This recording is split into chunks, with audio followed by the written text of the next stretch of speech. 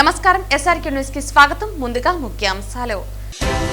మావోయిస్టులపై బూటకపు ఎన్కౌంటర్లను ఖండిస్తున్నాం. మావోయిస్టు అధినేత హిడ్మా బృందాన్ని విజయవాడలో అరెస్టు చేసి మారేడుమల్లి అడవుల్లో ఎన్కౌంటర్ చేశారు.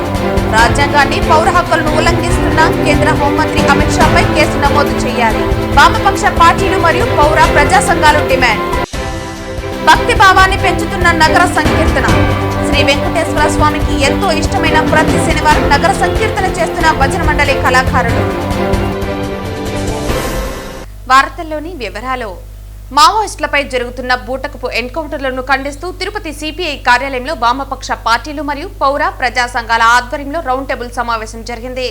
ఈ సమావేశంలో పౌర హక్కుల సంఘం ఆంధ్రప్రదేశ్, తెలంగాణ రాష్ట్రాల convener Kranti Chaitanya, republic and party of India రాష్ట్ర అధ్యక్షులు అంజయ్య, సిపిఐ రాష్ట్ర కార్యవర్గ సభ్యులు రామానాయుడు, పలువురు మేధావులు, సీనియర్ జర్నలిస్టులు పాల్గొన్నారు. ఈ సమావేశంలో మాట్లాడిన నాయకులు ఇటీవల మావోయిస్టు నేత హిడ్మాతో పాటు మరికొందరిని విజయవాడలో అరెస్టు చేసి మారేడుమిల్లి అడవుల్లోకి తీసుకెళ్లి బూటకపు ఎన్కౌంటర్ చేశారని ఆరోపించారు. ఈ సంఘటనపై సుప్రీంకోర్టు జడ్జి పర్యవేక్షణలో నిష్పక్షపాత విచారణ జరపాలని డిమాండ్ చేశారు. అదే సమయంలో ఒక పక్క మావోయిస్టులతో చర్చల పేరుతో ప్రభుత్వం వ్యవహరిస్తూ మరోపక్క ఎన్కౌంటర్లు కొనసాగించడం రాజ్యాంగ విరుద్ధమని పేర్కొన్నారు. ఈ నేపథ్యంలో కేంద్ర హోంమంత్రి అమిత్ షాపై రాజ్యాంగ ఉల్లంఘన కేసు నమోదు చేయాలని కూడా డిమాండ్ చేశారు. బడుగు బలహీన వర్గాలు మరియు ఆదివాసులకు అండగా నిలుస్తున్న మావోయిస్టులను నిర్మూలన పేరుతో లక్ష్యం చేయటం సరికాదని పలువురు నేతలు అభిప్రాయపడ్డారు. మానవ హక్కుల పరిరక్షణ కోసం ప్రజా సంఘాలు, వామపక్ష పార్టీలు కలిసి పోరాటాన్ని కొనసాగించాలని సమావేశం తీర్మానించింది. ఈ కార్యక్రమంలో వివిధ వామపక్ష పార్టీల నాయకులు, పౌర హక్కుల నేతలు, ప్రజా సంఘ ప్రతినిధులు పెద్ద సంఖ్యలో పాల్గొన్నారు.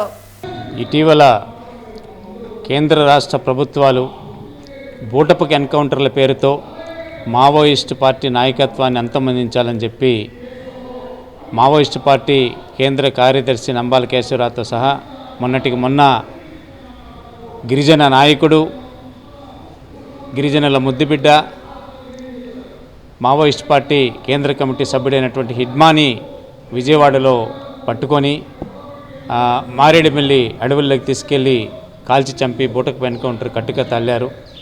ఒక ప్రజాస్వామ్య దేశంలో చట్టాన్ని చేతుల్లోకి తీసుకొని అరెస్ట్ చేసి కోర్టులో హాజరు పెట్టాల్సినటువంటి వాళ్ళని కూడా చేతికి దొరికిన తర్వాత కూడా ఈ విధంగా బూటకపు ఎన్కౌంటర్లో కాల్చి చంపడం అనేటువంటిది రాజ్యాంగ విరుద్ధం. రాజ్యాంగంలో ఉన్నటువంటి ఆర్టికల్ 21 జీవించే హక్కుకు విరుద్ధం. వీళ్ళు ఈరోజు కేంద్రంలో అధికారంలో ఉన్నటువంటి ప్రభుత్వం చాలా రాజ్యాంగ విరుద్ధంగా ప్రవర్తిస్తూ మావోయిస్ట్ పార్టీని భౌతికంగా నిర్మూలిస్తామని చెప్పి ఒక డెడ్లైన్ పెట్టి మరీ ఆ పార్టీ మీద ఈ విధమైనటువంటి మానవ హననానికి పాల్పడ్డాన్ని ఈ దేశంలో ఉన్నటువంటి పౌర హక్కుల సంఘాల నాయకులతో పాటు ప్రజాస్వామికవాదులందరూ కూడా తీవ్రంగా వ్యతిరేకించాల్సినటువంటి అవసరం ఉంది. ఎందుకంటే గొంతెత్తి మాట్లాడి గొంతెత్తి ప్రశ్నించే వాళ్ళని ఇవాళ సహించలేనటువంటి స్థితిలో ఫాసిస్టు ప్రభుత్వం ఉంటుంది. కాబట్టి ఈ దేశంలో ప్రజాస్వామిక విలువలను కాపాడుకోవాలన్నా, ప్రభుత్వ ప్రజా వ్యతిరేక విధానాలను ప్రశ్నించాలన్నా మనకి రాజ్యాంగంలో ఉన్నటువంటి ప్రాథమిక హక్కులు చాలా అవసరం. ఆ ప్రాథమిక హక్కులకు కలిగేటువంటి ఎటువంటి విఘాతాన్నైనా ప్రజాస్వామికవాదులందరూ కూడా ప్రతిఘటించాల్సినటువంటి అవసరం ఉంది. ఈ కేంద్ర రాష్ట్ర ప్రభుత్వాలు జరుపుతున్నటువంటి మావోయిస్ట్ పార్టీపై జరుపుతున్నటువంటి ఈ దారుణ మారణకాండని ఈ దేశంలో ఉన్నటువంటి ప్రజాస్వామికవాదులందరూ కూడా తీవ్రంగా వ్యతిరేకించాలని చెప్పి పౌర హక్కుల సంఘం తరఫున మేము విజ్ఞప్తి చేస్తున్నాం. శ్రీ వెంకటేశ్వర స్వామి కొలువైన తిరుపతి క్షేత్రంలో అడుగడుగున భక్తిభావం పెంపొందించాలన్న సంకల్పంతో స్థానిక భజన మండలి కళాకారులు శ్రీవారికి ఎంతో ఇష్టమైన ప్రతి శనివారం రోజున నగర సంకీర్తన చేస్తున్నారు. 100 మందికి పైగా భజన మండలి కళాకారులు ప్రతి శనివారం ఉదయం 5 గంటలకి సాంప్రదాయ వస్త్రాలతో, నుదుటిపైన గోవింద నామాలతో స్థానిక గోవిందరాజస్వామి ఆలయం వద్దకు చేరుకుంటున్నారు. అక్కడి నుంచి మేళ తాళాలు, మంగళ వాయిద్యాల నడుమ తిరు వీధులలో నగర సంకీర్తన చేస్తూ నగరంలో ఆధ్యాత్మిక శోభను తీసుకువస్తున్నారు. వీరి భక్తి భావానికి అటు భక్తులు, ఇటు స్థానికులు సంతోషం వ్యక్తం చేస్తున్నారు. స్వచ్ఛందంగా నగర సంకీర్తనలో పాల్గొని పరవశించిపోతున్నారు. ఈ కార్యక్రమంలో నగర సంకీర్తని మండలి సభ్యులు గుండాల గోపీనాథ్, వాసుదేవరెడ్డి, రాజశేఖర్ రెడ్డి, కొండే చింగారెడ్డి, మునినాథారెడ్డి, భాస్కరాచారి తదితరులు పాల్గొన్నారు.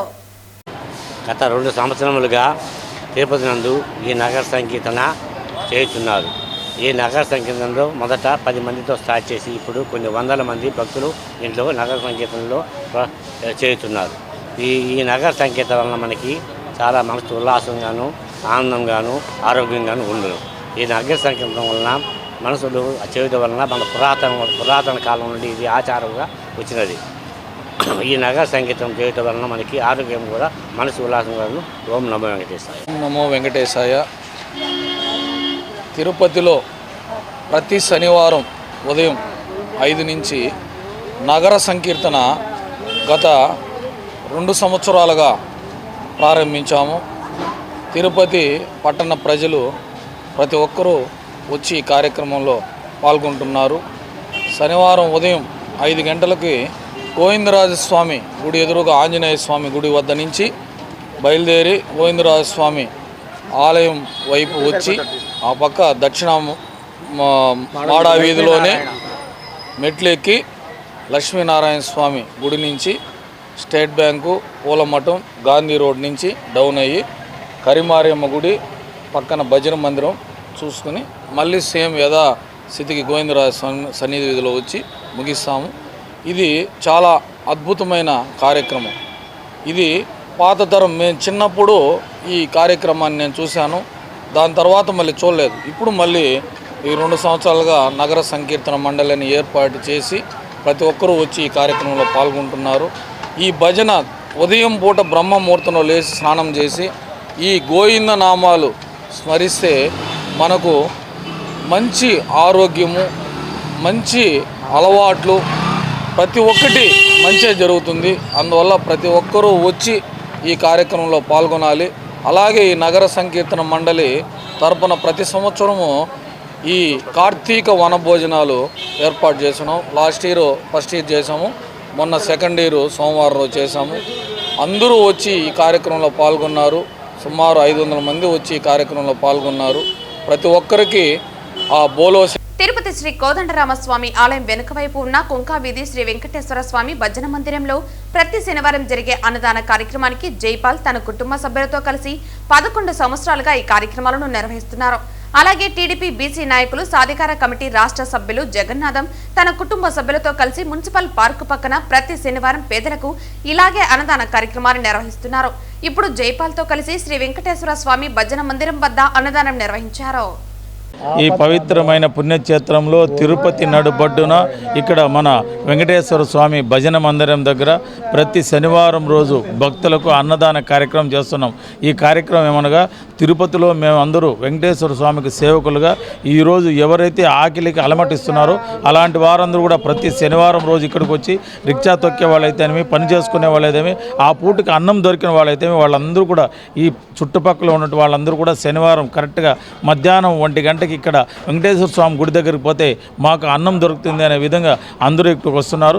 మేమందరూ తిరుపతి స్థానికులుగా మరియు వెంకటేశ్వర స్వామి భక్తులుగా వాళ్ళకి అన్నదాన కార్యక్రమం చేస్తున్నాం. అదేవిధంగా తిరుపతిలో మరియు 4 వెంకటేశ్వర స్వామి గుళ్ళు ఉన్నాయి. ఆ గుళ్ళ దగ్గర కూడా స్టార్ట్ చేస్తున్నాం. తొందరలో మన మంగళం ఆర్డీఓ ఆఫీస్ దగ్గర వెంకటేశ్వర స్వామి గుడి దగ్గర కూడా ప్రతి శనివారం ఈ కార్యక్రమం చేస్తున్నాం. తిరుపతిలో నా స్నేహితులు, మా శ్రేయోభిలాసులు, మా మిత్ర బృందం, అదేవిధంగా ఈ జైపాల్ గారు గత కొద్ది సంవత్సరాలుగా చేస్తున్నారు. వారికి తోడు నీడుగా మేమందరూ కలిసి ఈ అన్నదాన కార్యక్రమం చేస్తున్నాం. మా ముఖ్య కాన్సెప్ట్ ఏమంటే అందరికీ ఆకలికి అనమట్టించకూడదు అనే ఉద్దేశంతో రోజు రోజుకి ఇలాంటి అన్నదాన కార్యక్రమాలు చేస్తున్నాం. మామూలుగా ముఖ్యంగా తిరుపతిలో ఏ టీవీలో చూసినా, ఏ పేపర్లో చూసినా ధర్మం 4 విధాలుగా నడుస్తున్నది ఆ రోజులపైన.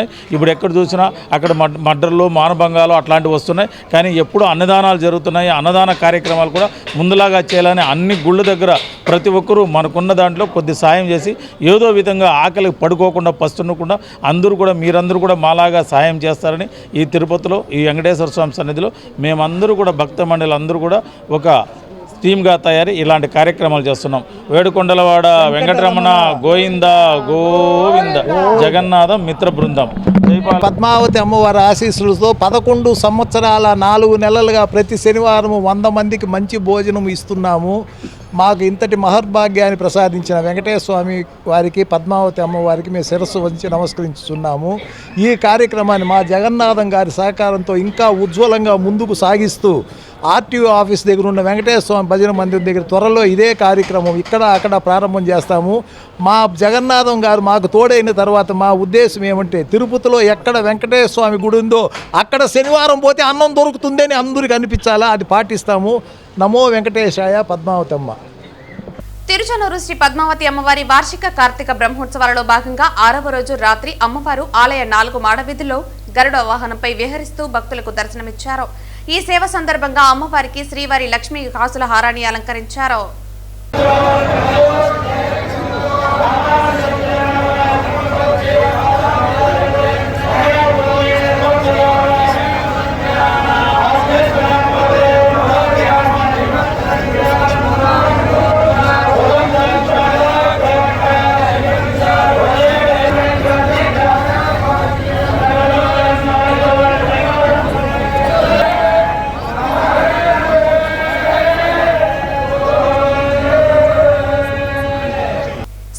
సహకారంతో మన సంస్కృతి సేవా ట్రస్ట్ ఆధ్వర్యంలో తొట్టెంబేడు మండలంలోని బీసీ బాలికల హాస్టల్ నందు శానిటరీ నాప్కిన్స్ పంచి వారికి సమాజంపై అవగాహన కార్యక్రమాన్ని నిర్వహించారు.